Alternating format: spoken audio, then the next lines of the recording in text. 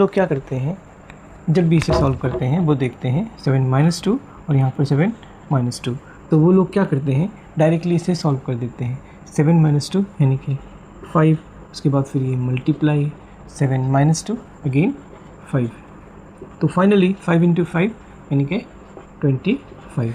तो वो लोग सोचते हैं कि ये 25 यही इसका फाइनल आंसर है और राइट आंसर है, जबकि ये आंसर बिल्कुल गलत है और इस तरीके से इसे सॉल्व नहीं किया जाता।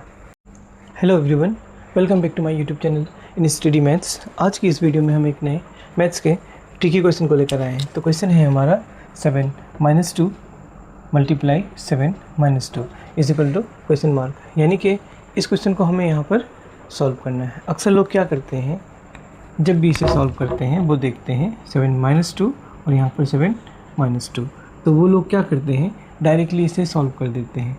7 - 2 यानी कि 5, उसके बाद फिर ये मल्टीप्लाई 7 - 2 अगेन 5, तो फाइनली 5 × 5 यानी कि 25। तो वो लोग सोचते हैं कि ये 25 यही इसका फाइनल आंसर है और राइट आंसर है, जबकि ये आंसर बिल्कुल गलत है और इस तरीके से इसे सॉल्व नहीं किया जाता। तो इस तरह के क्वेश्चन को सॉल्व करने का सही तरीका क्या है, आइए हम यहाँ पर जानते हैं। जब भी हम इस तरह के क्वेश्चन को सॉल्व करते हैं तो हमें यहाँ पर एक रूल फॉलो करना होता है। वो रूल है बदमाश बी, यानी कि bracket, order, division, multiplication, addition, then last subtraction.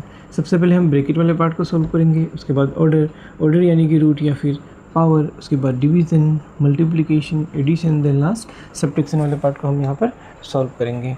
तो यहाँ पर हम मल्टीप्लिकेशन वाले पार्ट को पहले सॉल्व करेंगे, उसके बाद ही एडिशन या फिर सब्ट्रैक्शन वाले पार्ट को हम सॉल्व करेंगे।